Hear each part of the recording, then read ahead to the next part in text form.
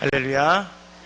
좌우 옆 사람이 오고 한번 인사할까요? 이제 2019년 마지막 12월 한 달 남았습니다. 승리하십시오. 마지막으로 인사하시기 바랍니다. 승리하세요.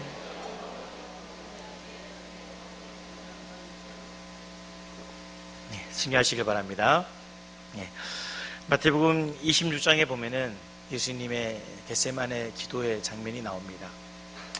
예수님께서 마지막 십자가를 지시기 전에 겟세마네 동산에 오르셔서 기도를 하러 가시죠. 그때 제자들을 데리고 갑니다. 베드로와 야고보와 요한을 데리고 예수님께서 기도를 하러 가시죠. 그때 제자들에게 이제 말씀하시길 여기서 잠깐 기다려라 라고 말씀하시고 예수님은 따로 홀로 기도를 하십니다. 기도를 하시기 전에 제자들에게 부탁하죠. 뭐라고 부탁합니까? 나를 위해서 같이 기도해 달라고 기도를 하십니다. 그런데 제자들은 어떻습니까? 잤죠. 육신의 피곤함으로 인해서 잠이 들었습니다. 예수님께서 제자들에게 다시 오셨죠. 그러면서 내가 죽게 되었으니 다시 한번 기도해 달라고, 깨어 있어서 기도해 달라고 부탁을 하십니다. 그리고 또 가셔서 또 기도를 하시죠. 그런데 여전히 제자들은 어떻습니까? 또 꾸벅꾸벅 잠을 자고 있습니다. 결국 제자들은 예수님이 기도하는 내내 함께 기도하지 못하고 그냥 잠만 잤습니다. 예수님께서 제자들에게 말씀하셨죠. 깨어서 같이 기도하자 말씀하셨죠. 근데 제자들은 잤다라고 성경은 이야기합니다. 이 잤다라는 표현이 어떤 표현일까요? 그냥 잠이 와서 육신의 잠을 잤다라는 의미는 아닙니다. 여기서 예수님께서 그들에게 깨어 기도하라는 것은 다시 말하면 이제 다가올 고난의 때 이제 예수님은 십자가의 삶이죠. 십자가를 져야 되는 그 시간인데 그 시간을 준비하기 위한 깨어서 기도하는 시간, 또 너희 제자들에게는 내가 없고 그 다음에 준비하기 위한 영적으로 깨어 있어야 될 시간이었죠. 그 시간을 깨어서 준비하라는 의미에서 깨어 있으라고 말씀하셨습니다. 그러나 제자들은 잠을 잤습니다. 잠을 잤다는 게 육신의 잠이 아닌 영적인 잠을 잤다는 것이죠. 그래서 그 다음에 예수님께서 붙잡히실 때 제자들은 다 도망갔습니다. 한 명도 제자들이 예수님 곁에 남아서 함께 고난을 당하거나 쫓아간 사람이 없었습니다. 다 뿔뿔이 자기 목숨 살려고 도망을 갔습니다. 잠을 잠으로 다가올 영적인 일에 대해서 그들은 준비하지 못했다는 것이죠. 오늘 본문 말씀은 엘리와 그 가문에 대한 심판의 말씀입니다. 하나님께서는 사무엘상 2장에서 또 3장에서 엘리의 가문을 심판하시겠다라고 계속해서 말씀하셨죠. 그리고 그 심판은 오늘 본문에 머지않아 비로소 이루어지게 됩니다. 지난 시간 보았듯이 블레셋과의 전쟁에서 이스라엘은 대패를 하게 됩니다. 1차전에 4,000명, 2차전에서 3만 명이라는 많은 사람들이 죽임을 당하게 되죠. 가장 중요한 것은 거기 안에서 법궤를 빼앗겼다는 것입니다. 그들이 그토록 신봉했던 이 언약궤만 있으면 우리가 승리할 것이다 라고 믿었던 그 언약궤를 전쟁 중에 빼앗겼다는 것입니다. 결론은 하나님께서 이스라엘 가운데 없었다는 것이죠. 그들은 무엇을 잘못했는지, 무엇이 자신들의 신앙에서 잘못된 것이 있었는지 전혀 깨닫지 못했습니다. 그리고 그 전쟁 중에 누가 죽습니까? 바로 홈리와 비느하스가 비로소 죽임을 당하게 됩니다. 하나님께서 2장에서 엘리에게 말씀하십니다. 내 집에 영원히 노인이 없을 것이며 젊어서 죽을 것이다 라고 말씀하셨죠.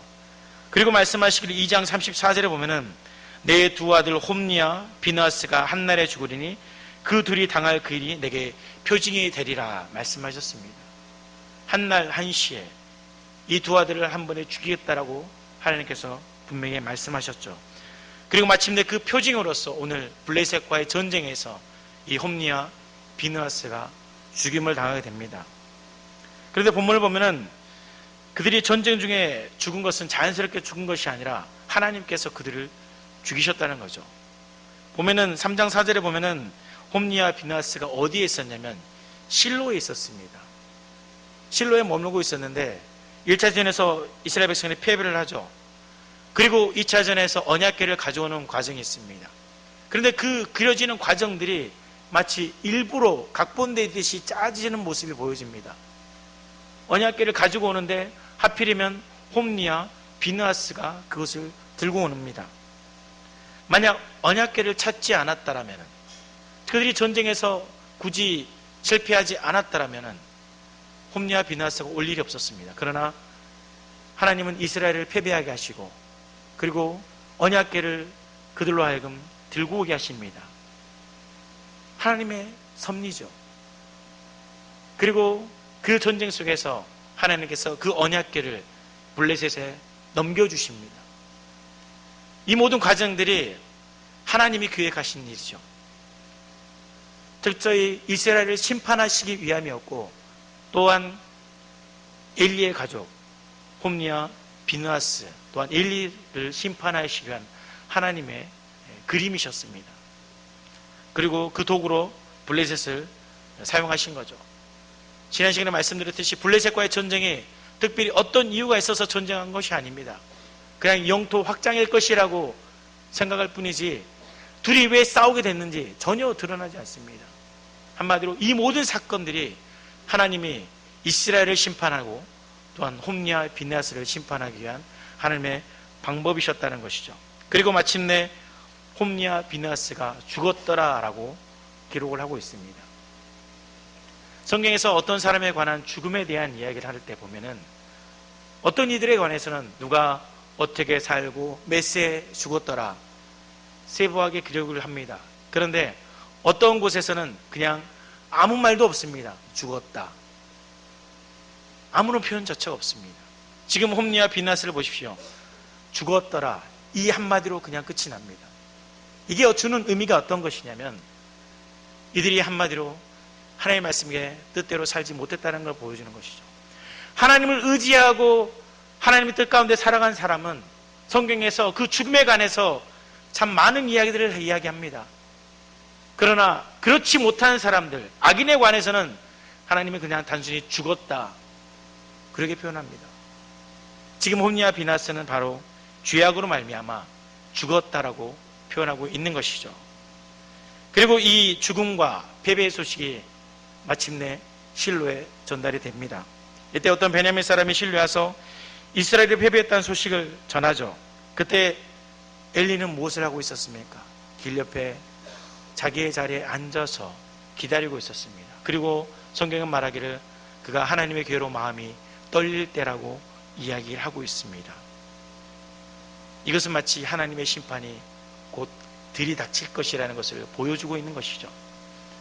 엘리는 두 아들의 신변이 걱정된 것이 아닙니다. 하나님의 법궤를 들고 갔습니다. 웬 사람들이 와서 갑자기 언약궤를 들고 가죠. 그것을 보고 과연 언약궤가 어떻게 됐을까? 과연 전쟁이 어떻게 됐을까? 그거에 관심이 있었던 것이죠.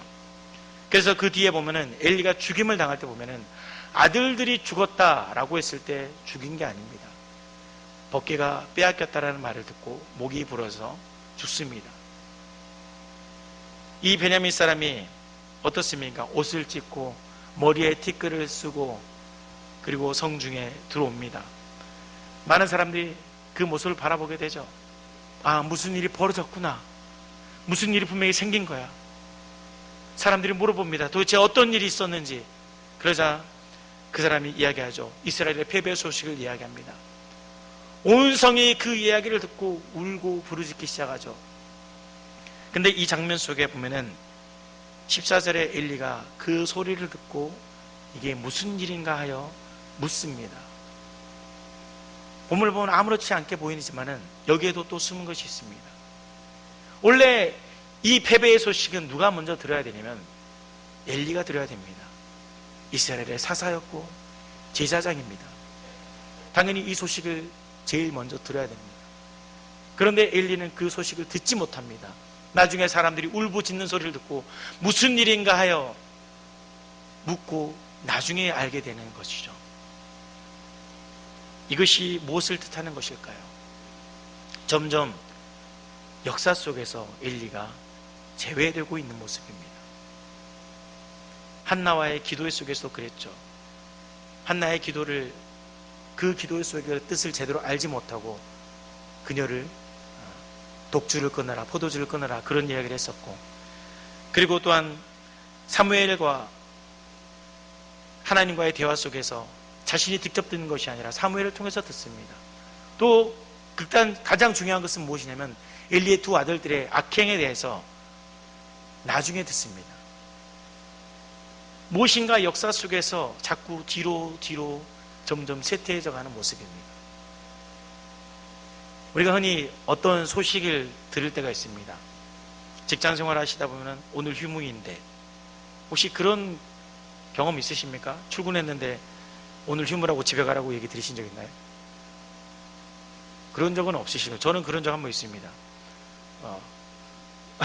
웃는데, 제가 이제 취업을 해서 일을 하고 있는데 1월 1일이었습니다. 1월 1일 신정이 끝나고 1월 2일 출근을 하죠, 당연히. 1월 2일 출근을 했습니다. 그런데 갑자기 회사 사람들이 이야기합니다. 너 왜 나왔어? 당연히 오늘 출근이 아니라 나왔죠. 근데 정리해고가 된 겁니다.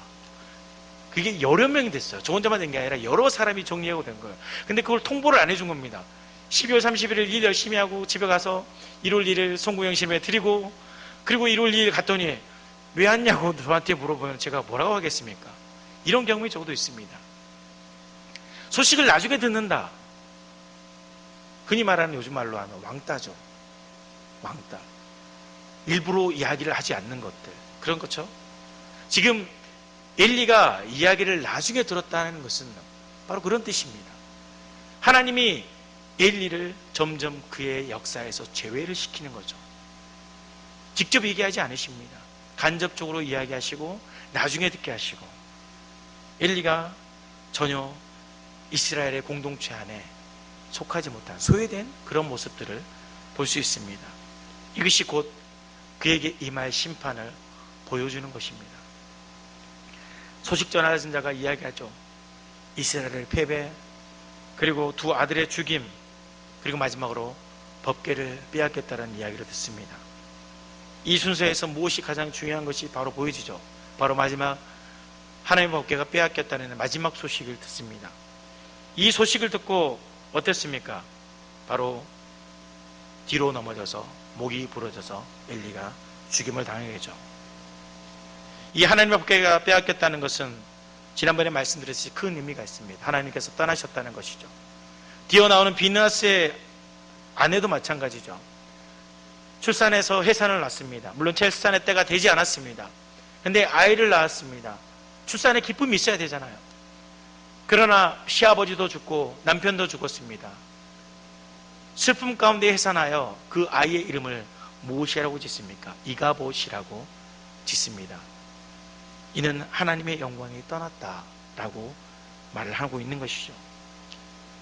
출산의 기쁨이 있어야 될 여인에게 비통과 슬픔이 가득하고 그 아이의 이름을 이가봇으로 지어야 되는 그 고통이 얼마나 클까요? 그만큼 하나님께서 철저히 이스라엘과 엘리의 집안을 심판하신 것이죠. 하나님의 영광이 떠났다. 너희 가정 가운데, 너희 이스라엘 가운데 하나님이 더 이상 계시지 않다라는 것을 하나님이 이 사건을 통해서 보여주고 계시는 것입니다. 그들이 죄악 중에도 돌이키지 않았기 때문에, 끝까지 하나님을 찾지 않으므로 하나님께서 결론적으로 그들을 이렇게 심판하신 것이죠. 근데 여기 엘리가 죽는 과정에서 보면은 또 다른 특이한 점이 하나 있습니다. 그 죽음에 관해 언급할 때 엘리에 관해서 뭐라고 얘기합니까? 나이가 많고 비대한 까닭이라고 기록이 되어 있습니다. 오늘 우리가 이 말씀을 살펴볼 것은 이 비대한 까닭이다라는 말씀을 좀 함께 묵상하길 바랍니다. 엘리에 관해서 제가 말씀드린 것이 그가 점점 영적으로 무감각해지고 하나님의 뜻을 알지 못했다라는 표현이 성경에서 어떻게 나오냐면 나이가 많다, 눈이 어둡다, 듣지 못한다라는 말로 계속해서 등장을 했습니다. 본문에서 나이가 많다는 것은 물론 그의 나이가 98세입니다. 나이가 많죠. 그러나 비대한 까닭이다, 이 말은 그 전에 나오지 않았던 말인데 그의 죽음 가운데 비대하였다라는 말이 나오고 있습니다. 이 비대하다는 뜻은 단순히 살이 쪘다라는 것이 아닙니다. 이 비대하다는 무슨 말이냐면 이 히브리어 카베드라는 말인데 무겁다, 둔하다, 또한 영화롭게 하다, 영광이라는 의미가 그 안에 있습니다. 또 다른 것은 가치죠. 무거운 것을 가치 있게 보아서 항상 가치 있는 건 무겁다, 그런 의미로 표현을 했었죠. 그래서 카베드라는 단어를 씁니다. 근데 지금 이 엘리에 관하여 비대하여 죽었다라고 이야기를 합니다. 이 말은 무슨 말이냐면 마음과 영이 이미 그 가치가 훼손되었고 무너졌다, 영적으로 무감각하다는 것을 이야기하는 것입니다. 엘리가 영적으로 깨어있지 못하고 잠자는 자라는 것이죠. 하나님의 말씀을 전혀 판단하지 못했다는 것입니다. 이스라엘의 사사고 제사장임에도 불구하고 하나님이 내게 주신 것이 무엇인지를 알지 못하고 세상 사람들이 살듯이 자신의 소견에 옳은 대로 그렇게 살았던 것이 바로 엘리의 마지막이었습니다. 엘리는 영적 침체가 왔을 때 분명히 돌이킬 수 있는 기회가 있었습니다. 그러나 그는 끝까지 하나님의 말씀을 순종하지 못했죠.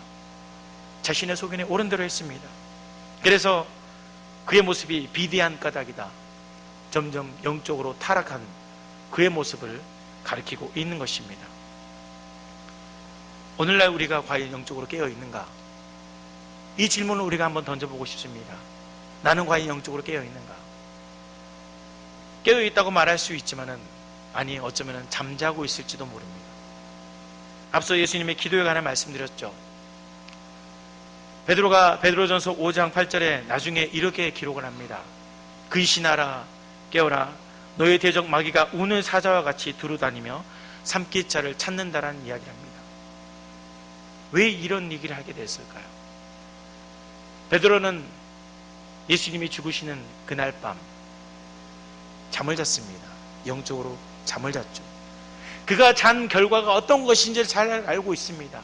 철저히 실패했습니다. 예수님을 부인했죠.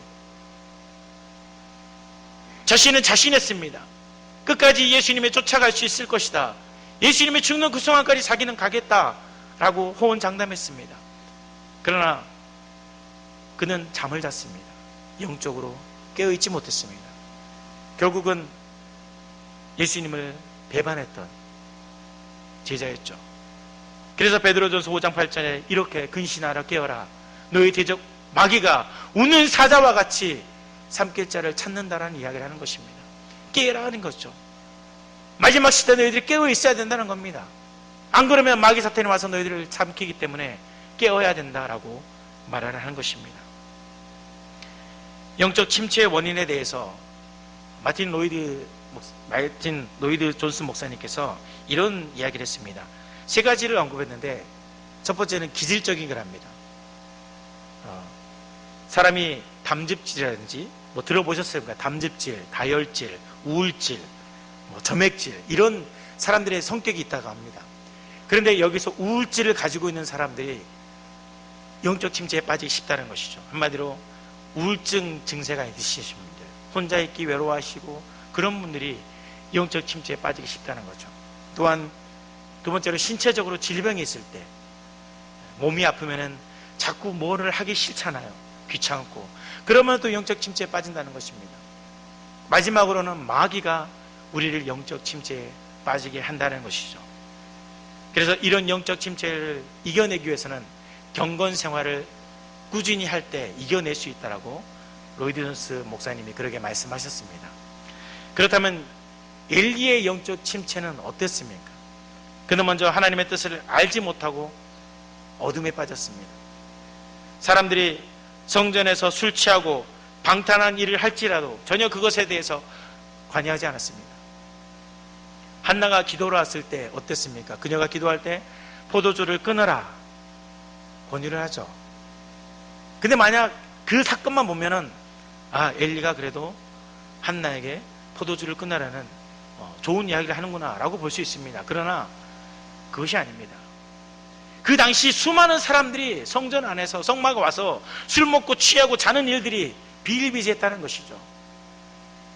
그런데 그런 자들에 관해서 엘리는 한 번도 그들에게 질타를 하거나 쫓아내거나 그런 일을 제대로 해본 적이 없습니다. 사람들이 죄악을 행하든 말든 아무 말도 제대로 할지 못하는, 그게 엘리의 모습이었습니다. 특별히 그의 아들들의 죄악은 어떻습니까? 그들이 아들들의 죄악을 들렸을 때 엘리는 그것에 대해서 책망하고 징계를 해야 됨에 불구하고 가만히 넘어갑니다. 오히려 하나님께서 책망함에도 불구하고 그 자녀들을 보호하죠. 그로 인해 하나님께서는 더 이상 엘리를 찾지 않으십니다. 그리고 하나님은 사무엘을 이스라엘의 새로운 사사로, 제사장으로 삼으시죠.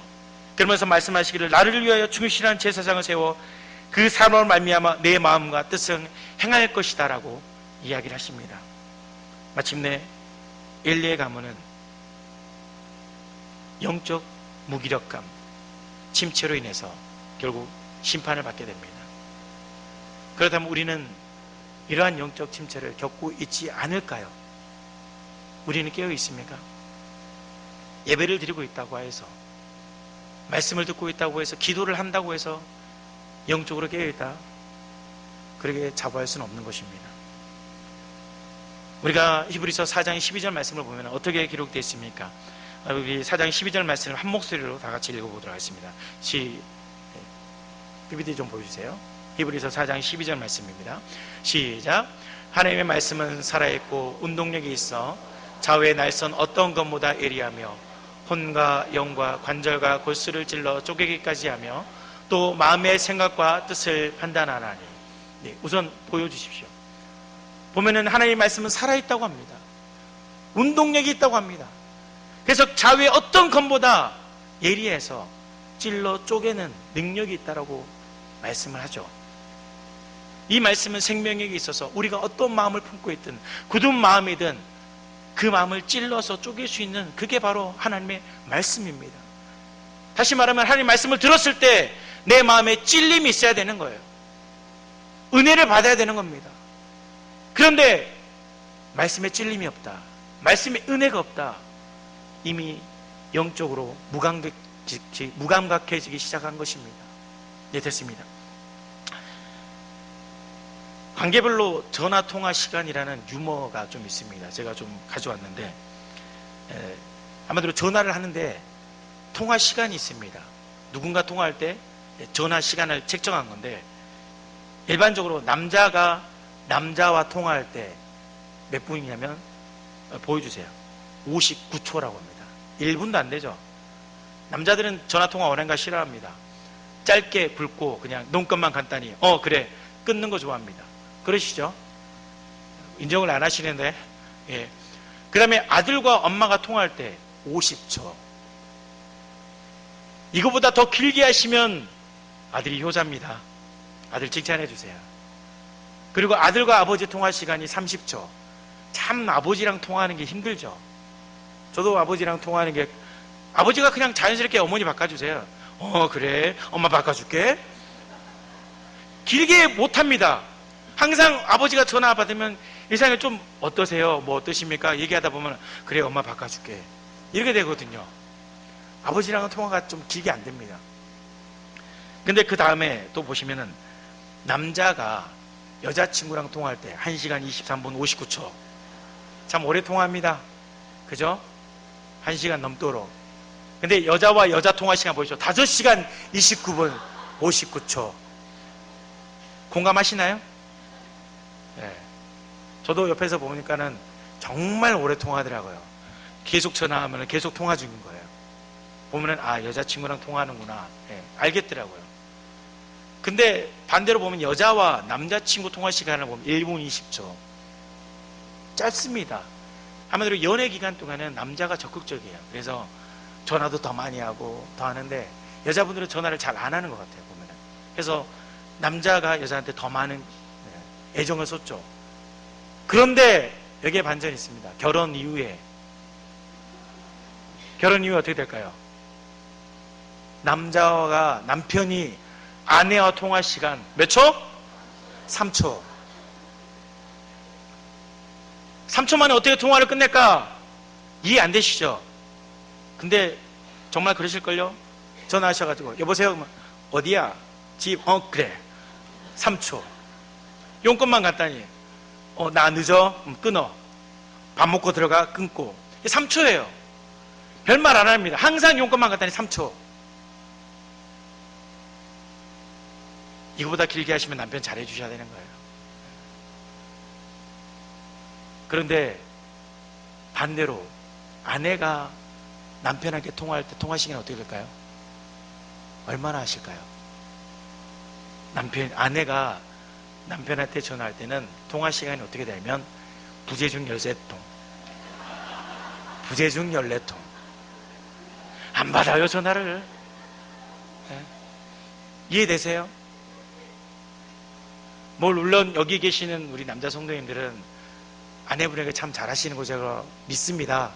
전화통화 자주 하시고 사랑한다고 잘 좀 말하시는 거를 믿습니다. 그런데 아내들이 제일 답답한 게 뭐냐면 눈치 없는 남편, 말 안 통하는 남편. 답답하시죠? 무엇인가 말을 하는데 말을 안 통해요. 눈치도 없어요. 미치겠죠? 그러면은 남편 때문에. 많이 겪어보셨죠? 네.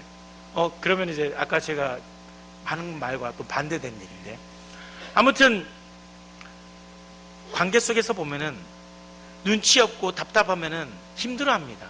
상대방이 어떤 말을 했을 때 그 말을 들어주고 이해를 하면은 공감을 해주면은 되는데, 그렇지 못하고 전혀 아무런 말도 안 되면은 답답함이 느껴져요.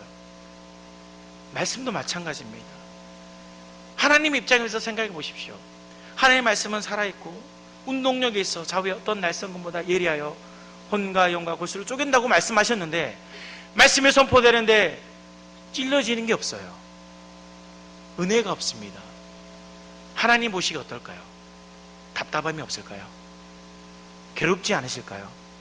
하나님 혼자 떠들어댑니까? 하나님 혼자 계속 얘기하고 나는 그래 너는 말해라 나는 안 듣는다. 근데 이런 일들이 비일비재하다는 것입니다. 말씀을 들어도 말씀 안에 은혜가 없고 그 말씀 안에서 내 마음이 찔리지 않는다면 그것이 바로 영적 무감각이라는 것이죠. 하나님의 말씀이 선포될 때 여러분 안에 찔림이 있기를 주의 이름으로 축복합니다. 그리고 또한 마음에 악한 감정이 가득할 때 그것이 바로 영적 침체가 시작되는, 영적 무감각이 시작되는 겁니다. 요한일서 2장 9절에서 10절 말씀에 보면은 빛 가운데 있다면서 그 형제를 미워하는 자는 지금까지 어둠에 있는 자요, 그의 형제를 사랑하는 자는 빛 가운데 거하여 자기 속에 거리낌이 없으나 라고 기록되어 있습니다. 쉽게 말하면 공동체 안에서 부정적인 이야기를 하는 것, 시기와 질투하는 말들, 그런 이야기들을 꺼내는 것 자체가 이미 영적으로 무관계해진다는 겁니다. 분명히 요한일서의 말씀에 보면은 서로 형제를 사랑하는 것, 이것이 바로 예수님을 믿는 거라고 이야기를 하는데, 내 마음에 만약 시기가 있고 질투가 있고 부정적인 이야기만 내 입술에서 나온다면은 그것은 이미 영적으로 침체가 시작되라는 또 다른 모습인 것이죠. 사단이 자꾸 우리의 생각을 잡아들여서 말로써 부정적인 것들을 얘기하고 마음속에 부정적인 것들만 생각하게 만든다는 것입니다. 하나님을 찬양하게 된 입술에서, 내 입술에서 거룩한 말이 나오는 게 아니라 그렇지 못한 말들이 나올 때 그것이 바로 영적 침체라는 것입니다. 결론적으로 로마서 13장 11절 이하에 바울은 이렇게 얘기합니다. 한 목소리로 읽어보도록 하겠습니다. 시작. 또한 너희가 이 시기를 알거니와 자다가 깰 때가 벌써 되었으니 이는 이제 우리의 구원이 처음 믿을 때보다 가까웠음이라. 계속해서 보여주세요. 12절. 밤이 깊고 낮이 가까웠으니 그러므로 우리가 어둠의 일을 벗고 빛의 갑옷을 입자. 낮에같이 단정히 행하고 방탕하거나 술 취하지 말며 음란하거나 호색하지 말며 다투거나 시기하지 말고 오직 주 예수 그리스도로 옷 입고 정욕을 위하여 육신의 일을 도모하지 말라. 한마디로 이 말씀은 영적으로 자면은 어떤 일이 벌어지냐, 육신의 일을 한다는 것이죠. 술 취하고 음란하고 시기하고 다투고 육적인 일을 채우는 것, 이게 바로 영적으로 잠든 자들이 행하는 일들이라는 것입니다. 그러므로 바울은 깨어 있으라, 낮과 같이 행하라 우리에게 말씀하고 있는 것입니다. 엘리는 하나님의 말씀을 깨닫지 못하고 끝까지 영적 침체 가운데 살았습니다. 그래서 그 결과가 자신뿐만 아니라 자녀들까지, 그리고 대대로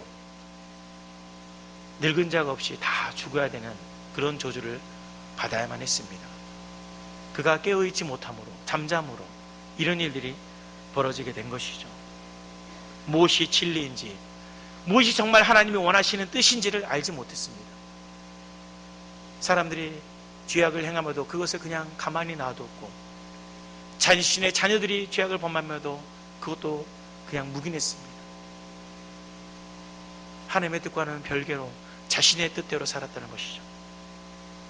마지막으로 마태복음 13장 25절 말씀에 보면은 사람들이 잘 때 그 원수가 와서 곡식 가운데 가라지를 덧뿌리고 갔다라는 말씀을 예수님께서 하십니다. 우리가 깨어있지 못하면은 영적으로 무너집니다. 내가 말씀 안에 굳건히 서지 못하고 기도의 자리 가운데 정말 하나님의 마음과 통하는 그 기도가 되지 않는다라면은 그 가운데 마귀가 틈을 타서 우리를 사로잡는다는 것이죠. 그래서 내가 말씀을 읽어도 내게 은혜가 되지 않고, 말씀의 선포가 되고 그것이 내게 은혜가 되지 않는 것입니다. 찔러짐이 있어야 되는데 찔러짐이 없습니다. 기도를 해도 답답합니다. 그리고 삶에서는 시기하고 분쟁만 일어납니다. 다툼만 일어납니다. 이게 바로 영적인 침체입니다. 행여나 우리 성도님들, 이런 일이 여러분들의 없기를 주의 이름으로 축복합니다. 여러분들은 깨어있기를 주의 이름으로 축복합니다. 마귀가 여러분에게 와서 자꾸 그 영적 침체에 빠지게 하려고 합니다. 그러나 예수님께서 말씀하실 때 깨어있으라 말씀하셨듯이 여러분 깨어있으시기를 다시 한번 주의 이름으로 축복합니다. 우리가 잠들어 있지 않습니까? 내가 정말 이 자리에 앉아있는데 잠들어 있지 않습니까? 말씀이 선포되는데 혹시 잠들어 있지 않습니까? 깨십시오.